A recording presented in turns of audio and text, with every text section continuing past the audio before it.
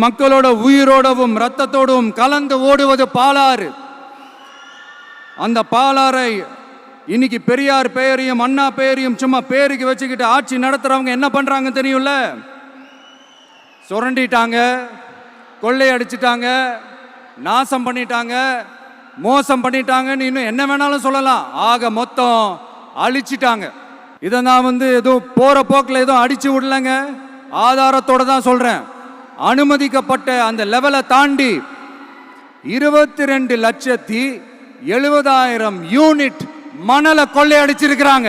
So ஆக மொத்தம் இதில் அவங்க அடிச்ச கொள்ளை எவ்வளோ தெரியுமா? ரொம்பலாம் இல்லை, கம்மி தான்.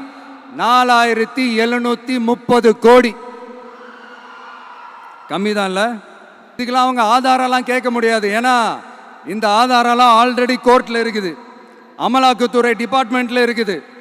அந்த டிபார்ட்மெண்ட்டில் வேலை செஞ்ச சில நல்லவர்கள் அவங்க அடித்த அந்த கொள்ளையெல்லாம் தாங்க முடியாமல் வெளியில் சொன்ன அந்த ஆதாரங்கள் இதெல்லாம் சம்பந்தப்பட்டவங்களுக்கு இன்னும் நல்லாவே தெரியும். அதனால இது சம்பந்தமா ஆதாரங்களை கொடுன்னா அவங்க கேட்க முடியாது.